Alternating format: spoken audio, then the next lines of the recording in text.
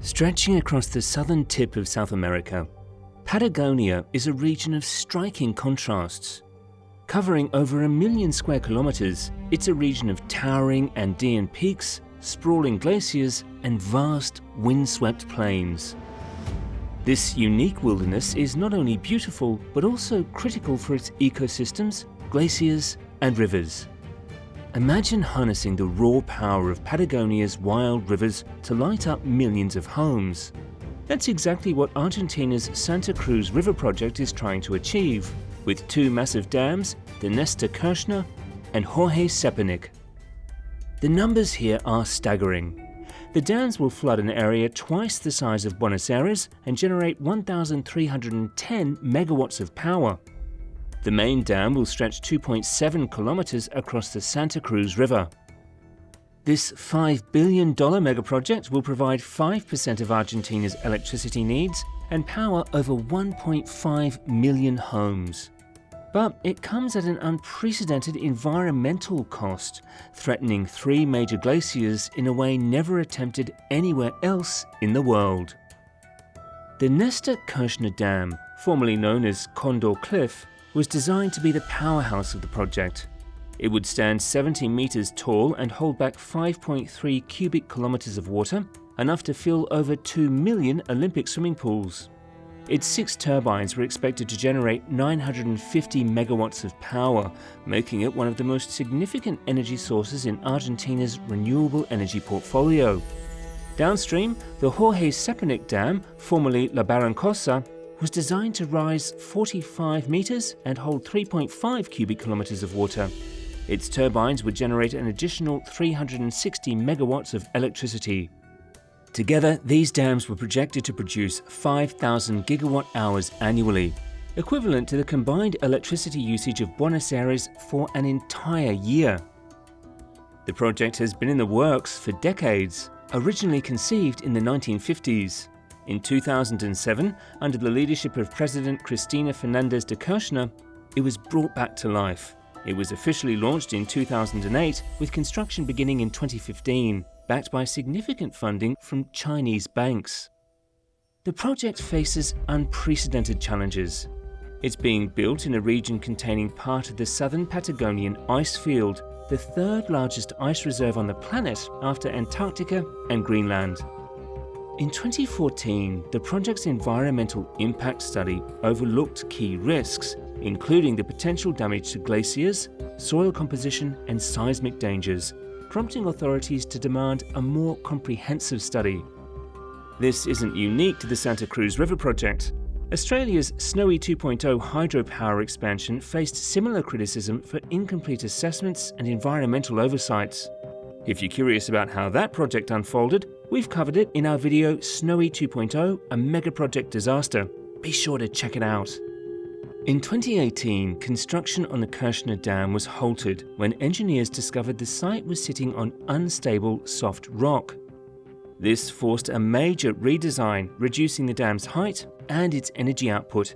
Néstor Kirchner's capacity reduced from 1,050 megawatts to 950 megawatts, and Jorge Cepernic's from 500 megawatts to 360 megawatts.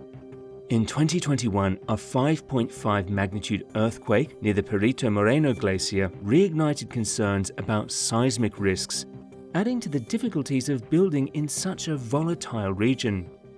But in March 2024, the Argentine government made a surprising move. Construction on the Néstor Kirchner and Jorge Cepernic dams was halted indefinitely. This decision was attributed to Argentina's pressing economic crisis and shifting government priorities. With foreign currency reserves dwindling and disputes with the International Monetary Fund over debt repayments, the country has found it increasingly difficult to sustain large-scale projects like these dams. The halt has also created tension with China, the primary financier of the project. The $5 billion investment in these dams was part of a broader partnership between the 2 nations, which includes other infrastructure initiatives like the Belgrano-Cargas Railway. The suspension of the dams has cast doubt on the future of these projects and raised questions about Argentina's ability to maintain its bilateral ties with China. Even before the halt, critics questioned whether the project's $5 billion cost was justified. While the dams were expected to supply 5% of Argentina's electricity, they would employ just over 100 workers once operational. Meanwhile, Argentina's aging power grid loses nearly 14% of the energy it transmits, a problem that some argue could have been addressed more effectively with modernization efforts. The stakes couldn't be higher. 3 major glaciers, Perito Moreno, Uppsala, and Spegazzini, will be directly affected by changes in water dynamics. Scientists warn that nowhere else in the world have dams been built that would change the flow of a lake where glaciers are standing. The Perito Moreno Glacier is located in Argentina's Los Glaciares National Park and has been stable for over 50 years. But now it has already retreated 300 to 700 meters between 2020 and 2021. Environmental organizations say the dams have already caused extensive damage to biodiversity and ecosystems in this corner of Patagonia. The project threatens endangered species like the hooded grebe and ruddy-headed goose. The transmission line alone, stretching 170 kilometers across the Patagonian steppe, poses its own environmental challenges. The project has also deeply affected 14 indigenous communities, particularly the Mapuche Tehuelche people, whose cultural and spiritual ties to the river run deep. For the Lofem Mapu community in Puerto Santa Cruz, the river represents far more than a water source. It is a social and sacred space central to their identity.